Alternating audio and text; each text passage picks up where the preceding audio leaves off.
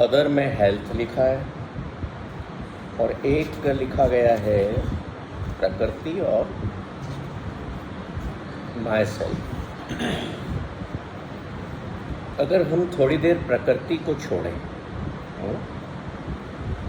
तो बाकी सारी चीज़ें क्या हुई? बाकी सारी चीज़ें वर्ल्डली हुई, है ना? आपने माई सेल्फ लिखा, माई सेल्फ का मतलब बताइए। मैं खुद। आप खुद मीन्स योर बॉडी। ओके, मेरा एग्जिस्टेंस, वेरी गुड। तो आपके लिए क्या महत्वपूर्ण है उस क्वेश्चन में? फैमिली। आपके लिए? अदर। उस पर अपना नाम लिख दीजिएगा दोनों। ऋषिका, आपने क्या लिखा है? फैमिली और मनी। ओके, तो अब इसमें साइकोलॉजी देखेंगे हम कि हम दुनिया में हमारा माइंड कहाँ पर ज़्यादा फोकस्ड है। समझ रहे हैं? जीवन में आपके लिए क्या इम्पोर्टेंट है, वहीं पर हमारा माइंड वॉन्डर करता है या केंद्रित होता है, या उन्हीं चीज़ों के लिए वॉन्डर होता है। मान लीजिए किसी ने लिखा है मनी, तो उसके लिए वो महत्वपूर्ण ज़्यादा है, और किसी ने अगर केवल लिखा है कि फैमिली, तो उनके लिए family is most precious thing और most precious position in this world, है ना? अब माई सेल्फ लिखा है तो ये और नेचर, ये दो चीज़ें थोड़ी सी वर्ल्डली लेवल से हायर हैं। कैसे हायर हैं? क्योंकि हम कहीं ना कहीं एक डिफरेंट सत्ता को स्वीकार कर रहे हैं कि प्रकृति है और उसके कारण मेरा जीवन संभव नहीं। ये स्वीकार्योक्ति, this acceptance is there in that person's mind. Myself की बात है तो माई सेल्फ का मतलब ये हुआ कि I am involve in this existence through my body. जिन्होंने हेल्थ लिखा है उन्होंने किसकी हेल्थ लिखा है? बॉडी की ही। वो अलग बात है कि उसमें माइंड की भी आई, स्पिरिचुअल हेल्थ भी आई, इनर हेल्थ भी आई, सराउंडिंग हेल्थ भी आई। हेल्थ कई तरीके की है ना? So the thing is that you are made of by inclusion of so many things. आप बहुत चीज़ों से मिल करके बने, तो दुनिया में आए हैं तो सब चीज़ें थोड़ी थोड़ी थोड़ी थोड़ी मिला के सब महत्वपूर्ण हो जाती हैं। अब जिसने लिख दिया है कि मेरी हेल्थ इम्पोर्टेंट है और फैमिली को टिक नहीं किया है, समझ रहे हैं? फैमिली के बगैर आपका केयर कौन करेगा? फैमिली क्यों होती है? फॉर लव एंड केयर, है ना? स्वार्थ हटा दो तो लव एंड केयर बचते हैं, and that is known as family. Then अगर हम मनी इन्वॉल्व नहीं करते तो हम सरवाइव कैसे करेंगे? मनी इन्वॉल्वमेंट के लिए हमारा वर्क प्लेस भी इम्पोर्टेंट है, और हेल्थ तो सब चीज़ों के लिए इम्पोर्टेंट है। हेल्थ ध्यान रखना है, परिवार अगर बसाना है तो परिवार फैमिली के सदस्यों को इकट्ठा करना पड़ेगा, शादी करना पड़ेगी। तो उस परिवार को रखोगे कहाँ? उसके लिए घर चाहिए ना। अकेले हो तो कहीं भी जाके सो सकते हो, लोग प्लेटफॉर्म्स पर सो जाते हैं, वो पुराना रेल का डब्बा खड़ा रहता है तो उसको घर बना लेते हैं, है ना, या किसी आश्रम में जाके सो जाते हैं। पर परिवार है तो फिर घर भी चाहिए, कि नहीं चाहिए, है ना। अब घर में हम अपना प्लेस ऑफ वर्शिप भी बनाते हैं कि कोई है शक्ति,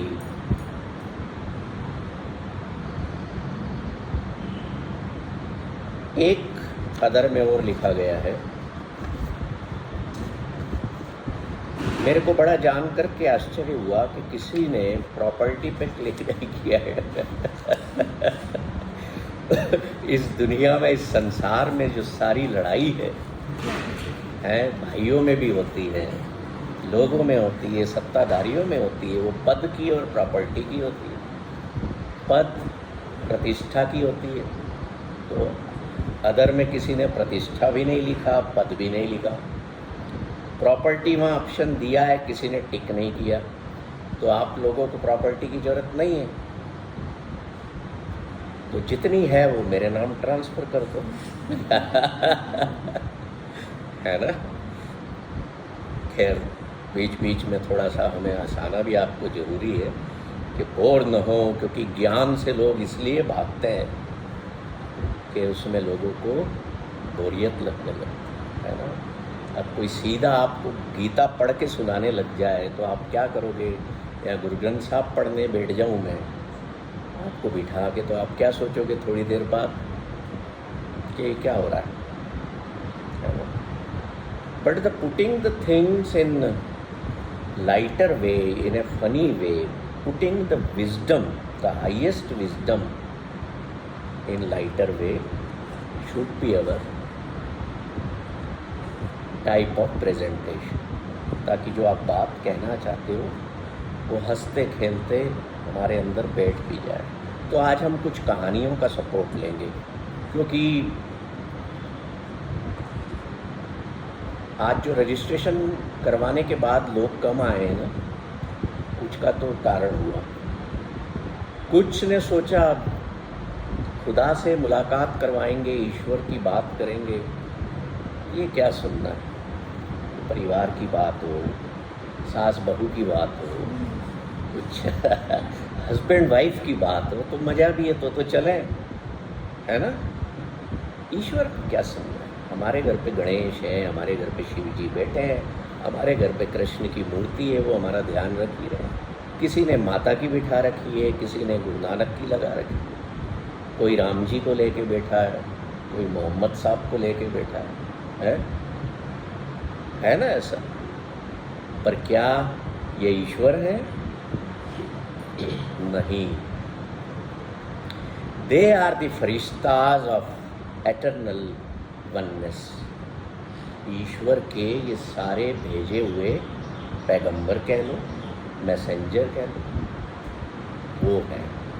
और हमने क्या किया? हमने इनको ईश्वर मान लिया। मैंने मान लिया जी गुरु नानक ईश्वर हैं, आपने मान लिया श्री कृष्ण हैं, आपने मान लिया श्री राम हैं, आपने मान लिया महावीर जी हैं, आपने मान लिया बालाजी हैं, आपने मान लिया हनुमान जी हैं, वो जो पीछे बैठे हैं वो किसी और की पूजा करते हैं।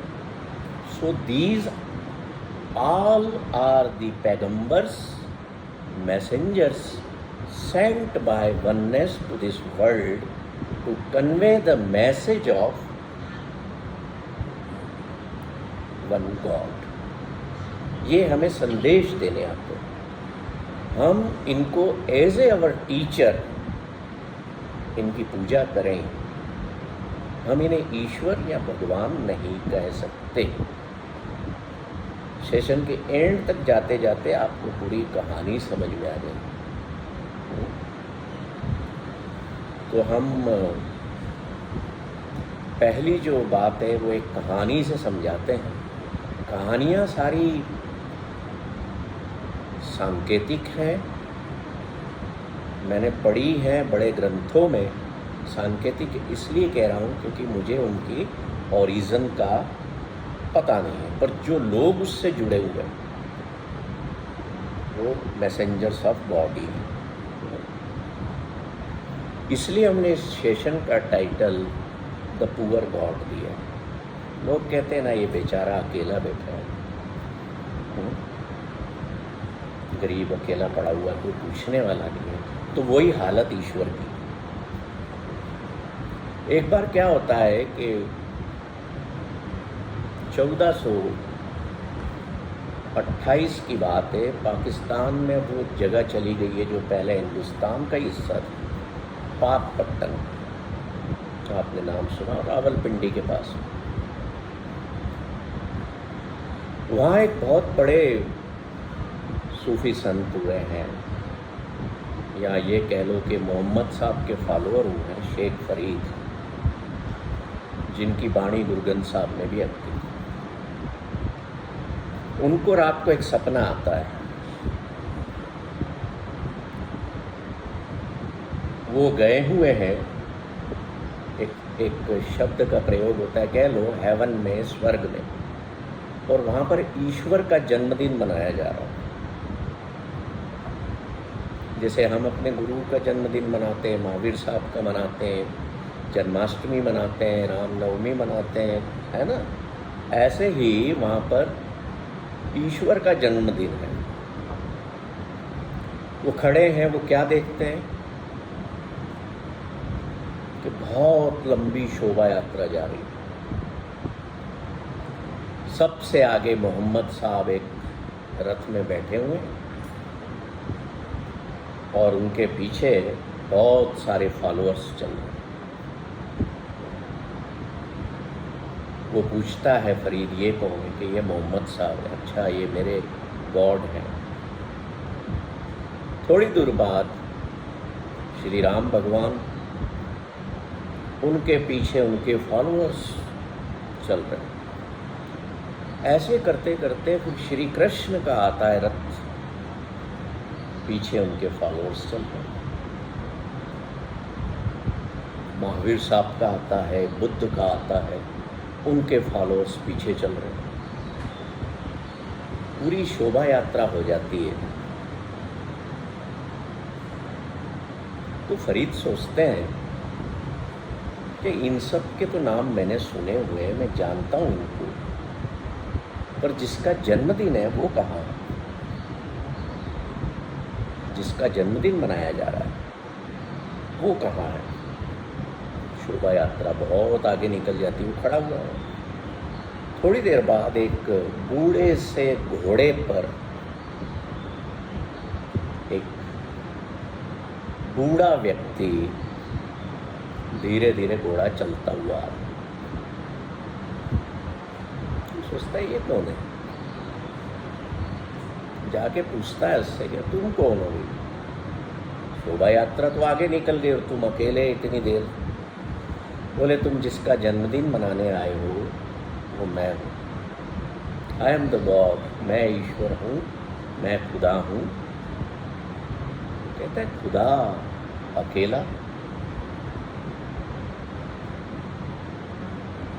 तो ईश्वर या खुदा कहते हैं कि हाँ, मैं अकेला हूँ। धरती पर जितने भी लोग हैं, ब्रह्मांड में जितने भी प्लैनेट्स पर लोग हैं, वो सारे किसी न किसी को पूछते हैं, और वो ही पूछते हैं जिनको मैं अपना संदेश दे करके भेजता हूँ कि जाओ मेरा ये संदेश दुनिया को दो। वो देते हैं, पर वो अपने पीछे इतनी फॉलोइंग छोड़ करके आते हैं कि लोग मुझे भूल चुके हैं। बाबा फरीद की आँख खुलती है। बोले, मैं सपना देख रहा था। कहते हैं आज के बाद I will not follow the Mohammad साहब,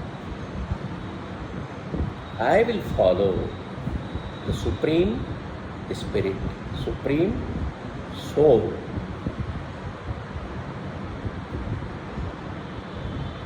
इस बात का जिक्र गुरु नानक कर देते हैं, और वो कह जाते हैं कि जो मेरी पूजा करेगा उसे एक ईश्वर को छोड़ करके वो नर्क का भागीदार होगा। हमने तस्वीरें तो लगा रखी है अपने गुरु की, देखिए हैं। क्यों लगा रखी है? Because they are our teachers, that's all. But our god is, जितने अब हम बैठे हैं ना, हमारा सबका ईश्वर एक ही है।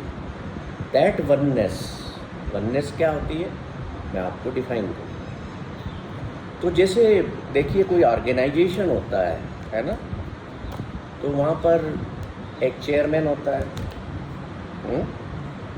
फिर उसके नीचे मैनेजिंग डायरेक्टर होंगे, फिर उनके अपने अपने डिपार्टमेंटल डायरेक्टर्स होंगे, फिर उसके नीचे उनके सबऑर्डिनेट्स होंगे, सबसे नीचे क्या हो जाता है? वर्कर्स। होता है ऐसा। इसी तरह से दैट वननेस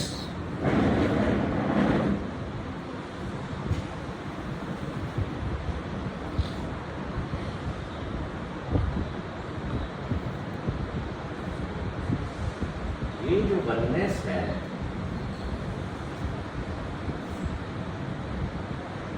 इसे हम ईश्वर कहते हैं और इसकी पूरी एक फिर आप हायरार्की बनाएं।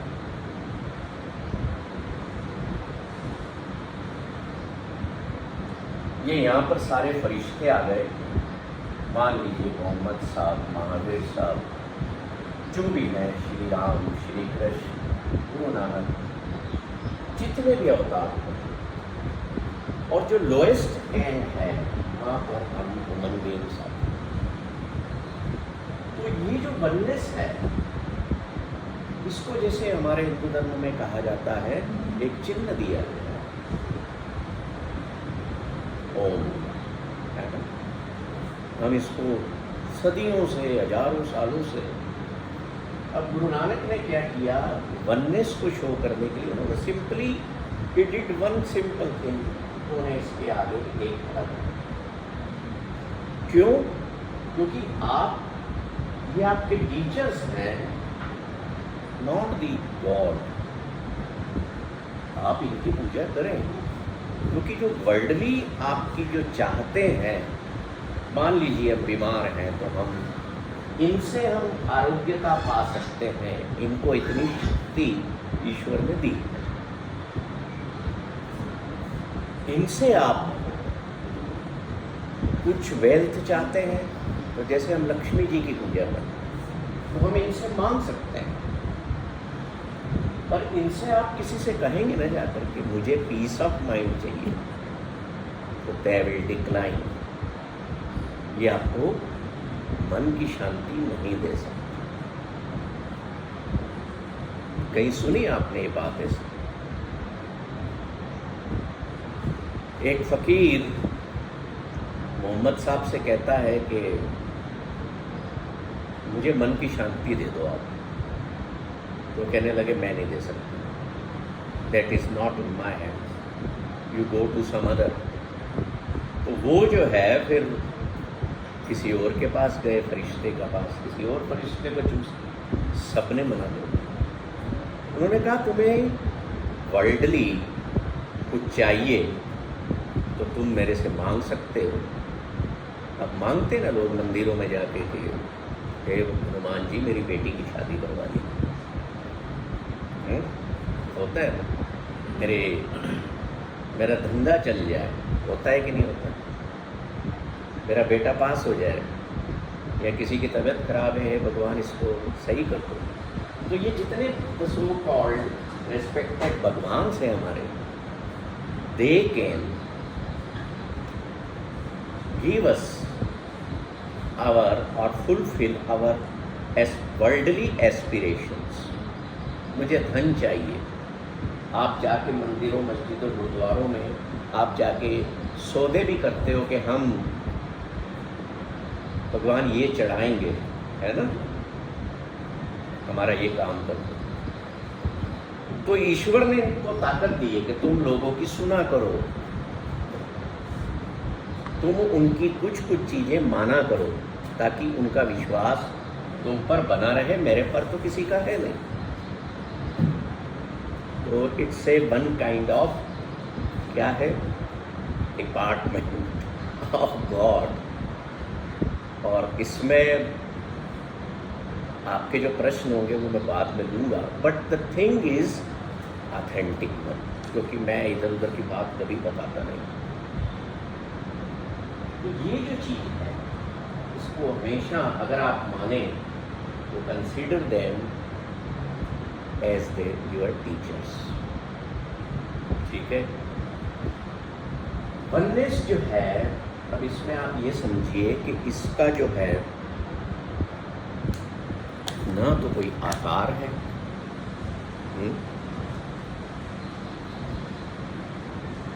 It's totally formless. इसलिए कहते हैं ना, कोई किसी से आप पूछो कि क्या ईश्वर के बारे में कुछ बताओ, तो क्या कहेगा कि उसको महसूस कर सकते हैं। जैसे फूल की खुशबू है, क्या इसका कोई आकार है? हवा का कोई आकार है? जल का है? आपने गिलास में डाला, उसको आकार दिया, पर है नहीं है। जीवन में जितनी भी लाइफ सेविंग कह लो या जीवन को चलाने वाली चीजें हैं, दे आर ऑल फॉर्मलेस। क्या हवा के बगैर जी सकते हो? पानी के बगैर नहीं जी सकते। So the thing I want to say is God जो कि एक है, हम लड़ते हैं अलग अलग नामों से। जैसे सूर्य है तो सूर्य को कितने नाम है? कोई सूरज कहता है, कोई सूर्य कहता है, उर्दू में है जी, हाँ आदित्य कहते हैं, उर्दू में आफताब कह देते हैं, इंग्लिश में सन कह देते हैं, पर सूर्य है तो एक ही। In similar way he is only one. हमने अपने अपने नाम दे दिए और अब हम इनको लेकर के ह्यूमन बीइंग्स लड़ा करते हैं आपस में, क्योंकि हम लड़े ना तो हमें मजा भी नहीं आता। तो हम इनके नाम को लेकर के, कोई अल्लाह कहता है, कोई कहता है वाहिगुरु है, कोई कहता है राम है, कोई कहता है रहीम है? तो ये समझ लीजिए जैसे एक फूल है, उसकी अलग अलग पैलेट्स होते हैं, खिलता है, आकार है उसका, आकार है ना फूल का, तभी तो हम देख पाते हैं। थोड़े समय बाद क्या होता है? 2-4 दिन बाद मुरझाता है, सूख के फॉर्मलेस हो जाता है, आकार बचता है कैसे? ऐसे ही मैं हूँ, जैसे मैं हूँ, आप मुझे पहचान पा रहे हो मेरे इस बॉडी के फॉर्म से, but someday it will become formless. When I was not conceived in mother's womb, I was formless. समझिए, मैंने आकार लिया और मैं फिर वापस क्या हुआ? फॉर्मलेस हो गया। That means the living thing within me is also formless. इसलिए कहते हैं कि मेरे अंदर जो तत्व मौजूद है, आत्म तत्व, उसका कोई आकार नहीं।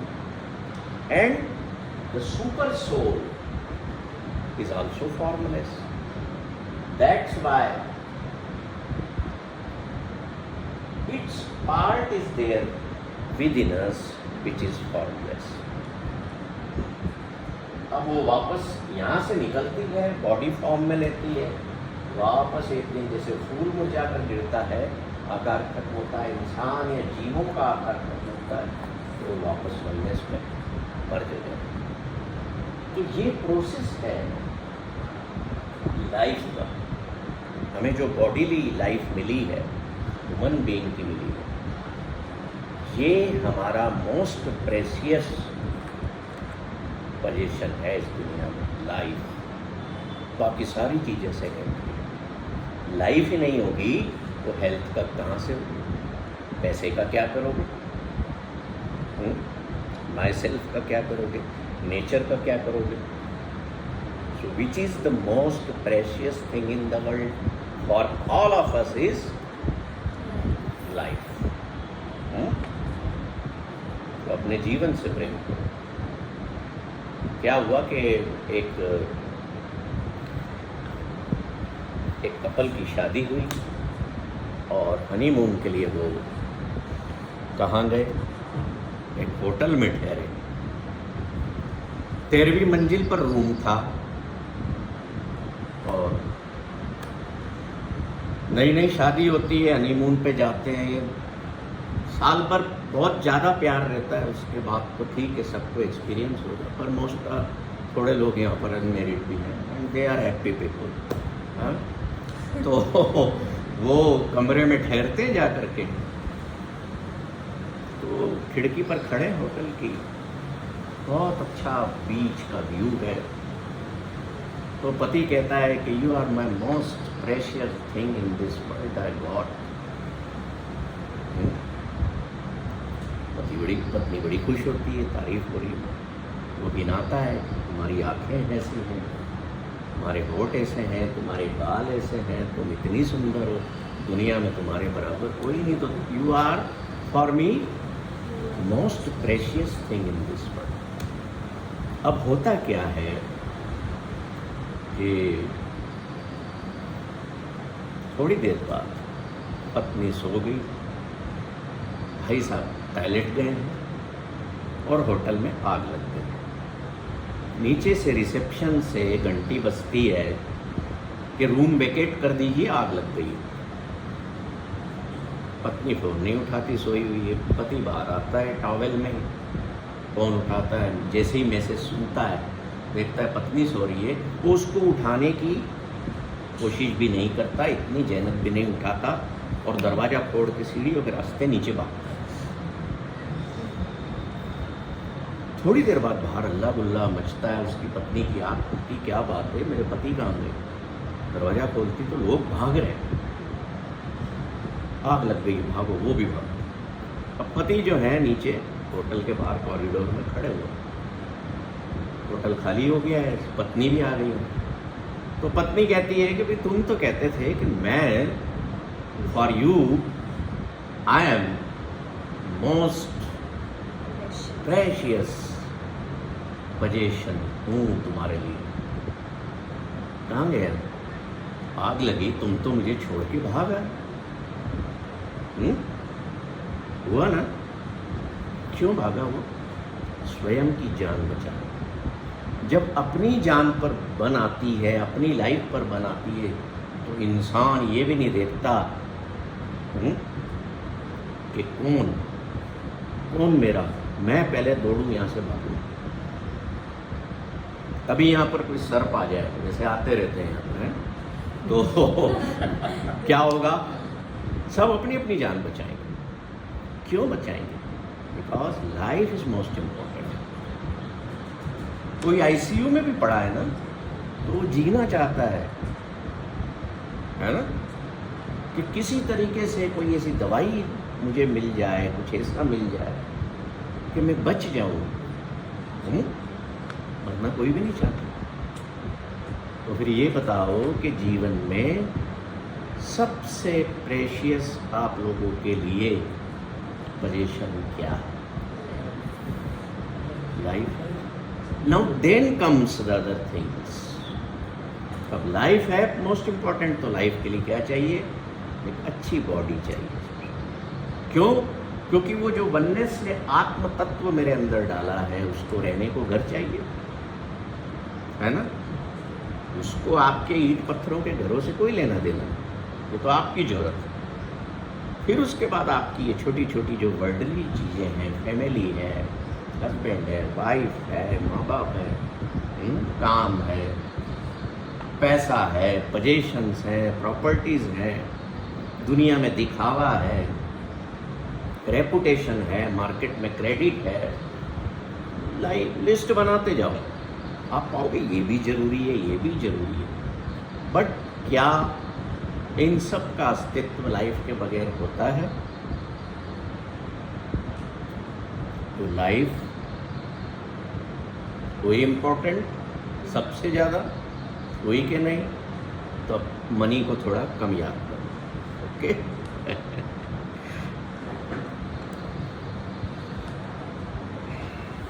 मुझे थोड़ा पानी मिलेगा? हाँ जी। तो आपने समझ लिया कि ईश्वर अकेला है। कितने लोग आप में से इस बात पर यकीन करेंगे? गुरु बिना ज्ञान तो नहीं होता।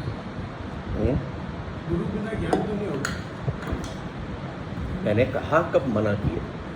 मैंने कहा they are our gurus, they are our teachers. रूप जो बनेगा उनको जाने का, तो वो गुरु के थ्रू बनेगा। Guru can not give you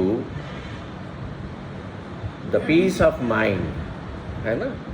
आप कहेंगे कि मैंने पीस ऑफ माइंड को पा लिया है, दूसरे क्षण अपने आप को चेक करिएगा कि अभी तो मेरे पास पीस ऑफ माइंड था, पर अब कहाँ गया?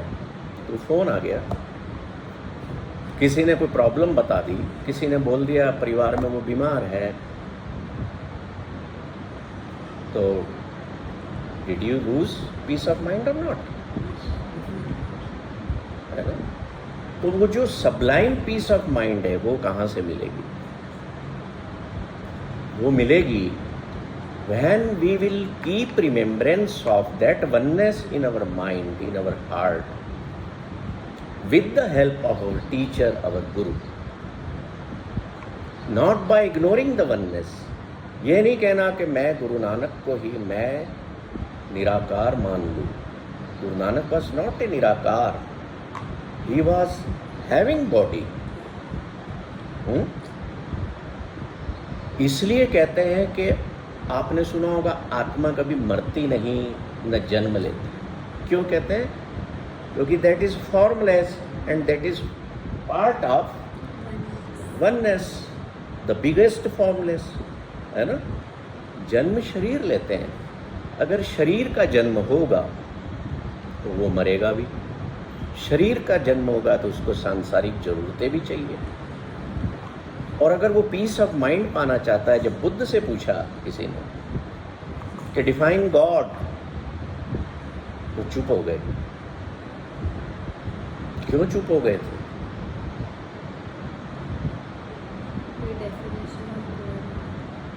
फॉर्मलेस को क्या डिफाइन करोगे? जिसको देख नहीं सकते, जिसको सुन नहीं सकते, उसको कैसे डिफाइन करोगे? क्या बोलोगे? ठीक है, तो बहुत सारे वर्ड्स हैं हमारे पास में। हम विट्ठल कह लें, हम महावीर कह लें, हम गुरु नानक कह लें, हम श्री कृष्ण कह लें, हम राम कह लें, कुछ भी कह लें हम। But our ultimate goal should be to cross the bridge through these our gurus and reach the ultimate source of life.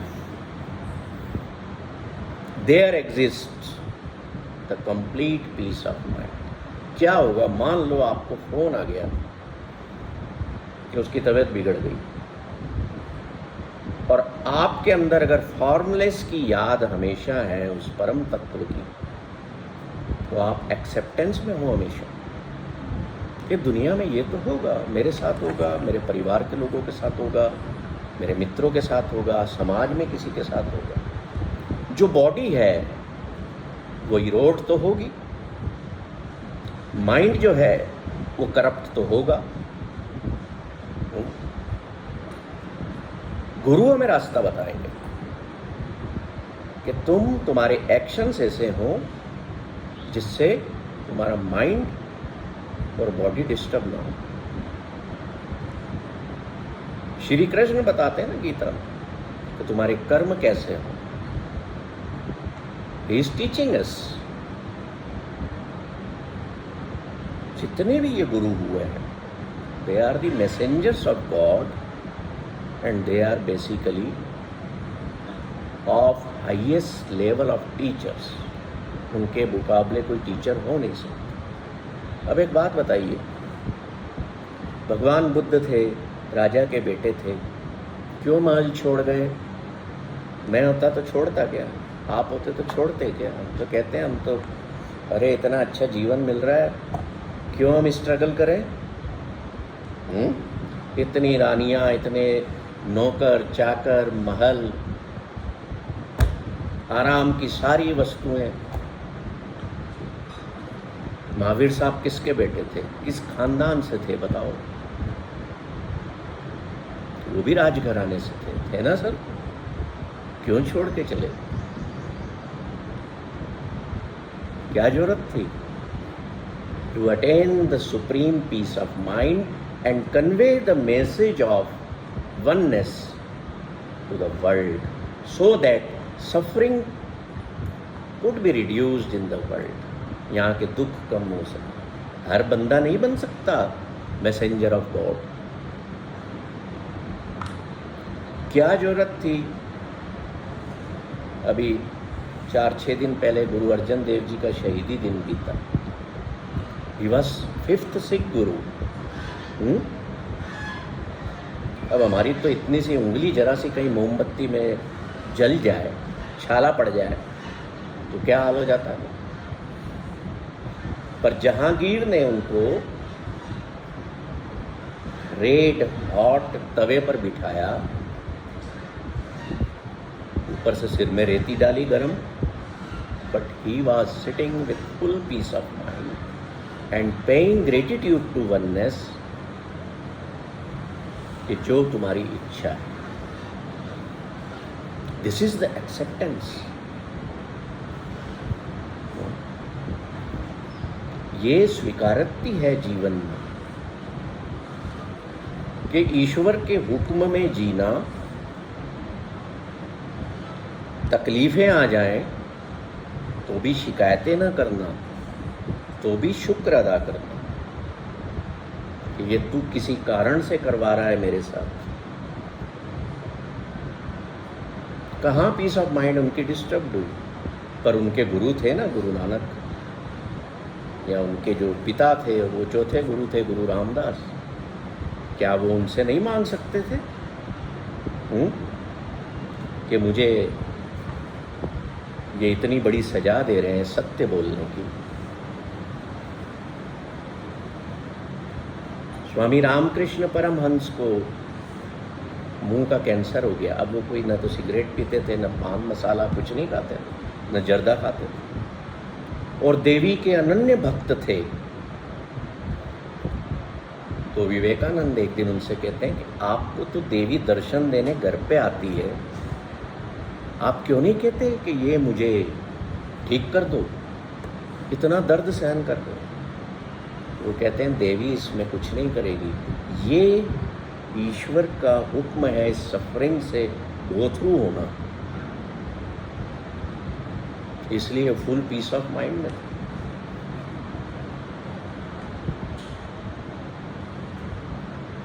तो अगर मैं गुरु नानक से कहूँ कि मुझे मन की शांति चाहिए, तो he will just open the door of oneness, enter yourself in that door, move ahead. रास्ता बता देंगे कि इस पुल को कैसे क्रॉस करना। वो खुद उठा के नहीं ले जाएंगे आप कि जाओ मेरे कंधे पर बैठ जाओ या मेरा हाथ पकड़ो मैं तुम्हें। You will have to do that. So the sublime peace of mind is the source of oneness. हम थोड़े थोड़े क्षणों के लिए पीस ऑफ माइंड पा सकते हैं अपने गुरुओं से पूछ के, रास्ता पूछ के, पर हमेशा के लिए उस स्माइलिंग जोन में बने रहना, उस पीस ऑफ माइंड में बने रहना, irrespective of what is happening around me. अब ये जो इतने लोग हुए, सुकरात हुए, उनको जहर दे करके मार दिया है ना। गुरु अर्जन देव जी को तती तवी पे बिठा के शहीद कर दिया। गुरु तेग बहादुर जी को चांदनी चौक में बिठा करके सिर धड़ से अलग कर दिया औरंगजेब ने। ये क्यों होता था सब? क्यों जीसस को सूली पर लटकाया गया? क्यों नहीं चिल्लाया वो कि बचाओ बचाओ बचाओ, मुझे कोई तो बचाओ? सुकरात के फॉलोअर्स ने उसको बोला जाके, सुकरात को जेल में बंद था, कि तुम कहो हम एथेंस की ईंट से ईंट बजा देंगे, इस राज्य को, इस राजा को उखाड़ फेंकेंगे। सुकरात ने मना कर दिया, बोले नो, अगर तुमने ऐसा किया तो मेरे सत्य का क्या होगा?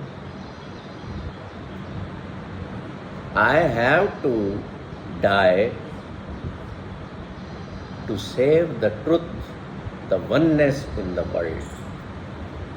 इसलिए ये लोग जीसस क्रॉस पर चढ़ गए और बोलते हैं कि इन सबको माफ़ कर देना। इनको पता नहीं क्यों बोले हुए। अभी आपको कोई थप्पड़ मार दे तो आप तो 2 और मिला के दोगे, माफ़ी की तो बात छोड़ो, है ना?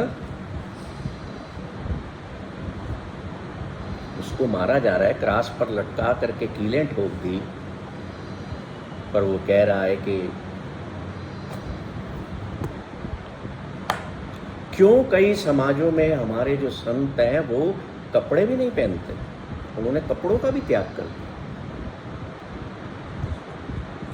वो इसलिए करते हैं कि दे consider themselves a part of formless, not of the body.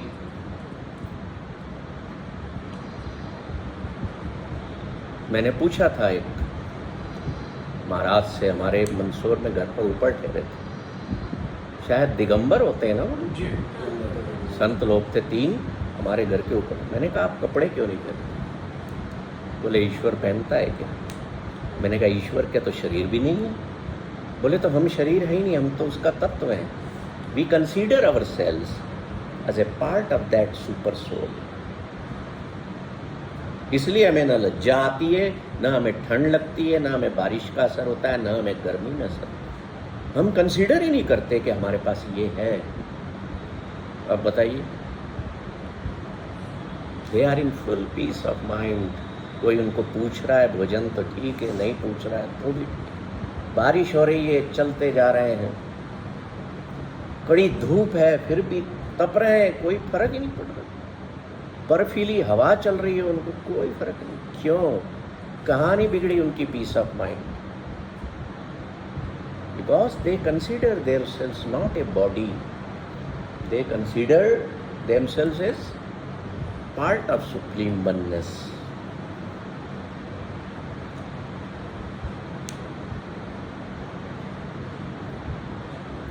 जीवन में 2 चीज़ें बड़ी महत्वपूर्ण हैं।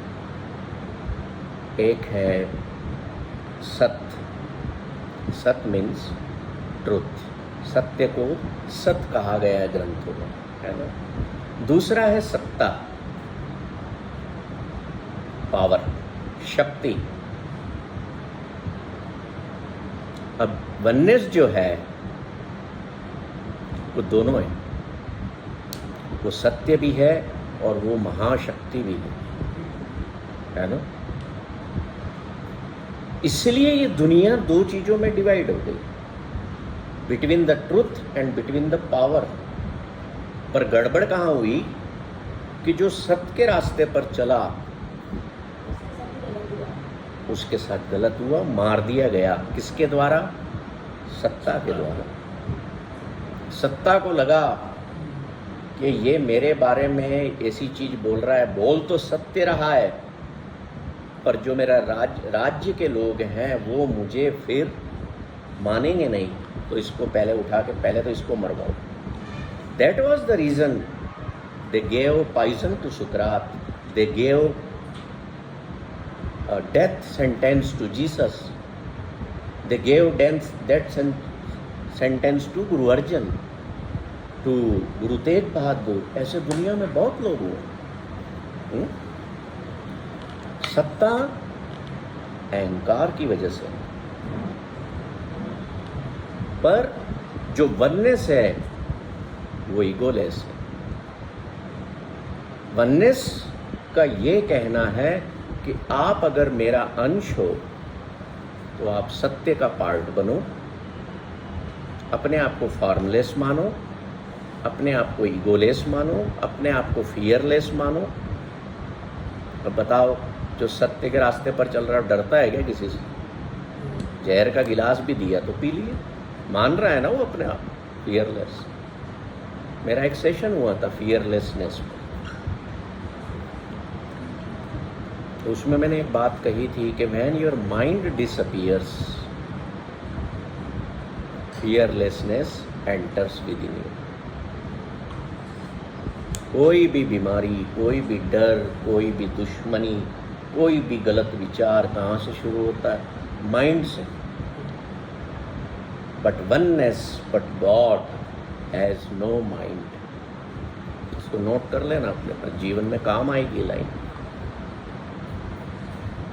God has no mind. क्यों? क्योंकि आपको ईश्वर संसार में भेजते हैं ना, तो माइंड कहाँ दे करके भेजते हैं? कोई ऑर्गन तो है नहीं। पैदा होते हो ना, संसार में आते हो, तो आपको पहले बताया जाता है, माँ बाप शिक्षा देते हैं, फिर स्कूल टीचर, कॉलेजेस, फिर समाज, फिर दुनिया को देखते हो। आपकी अपनी थॉट प्रोसेस बचपन से बनना चालू हो जाती है, मतलब माइंड मिलता गया। So this world gives you mind, but God sent you with a noble, generous, pure heart. ईश्वर दिल दे करके भेजते हैं। इसलिए कहते हैं ना, ये हृदय जो है ये ईश्वर का स्थान है, इसमें मत लोगों को जगह दो, इसको खाली रहने दो। पर आप क्या करते रहते हो? दिल से लगाते रहते हो। उसने कुछ इसको बोल दिया, जिंदगी भर के लिए दिल से लगा ली, दिल में उस नेगेटिव थॉट को जगह दे दी। तो क्या होगा? ईश्वर भाग जाएगा वहाँ से, बोले मेरे लिए तो जगह है ही नहीं है।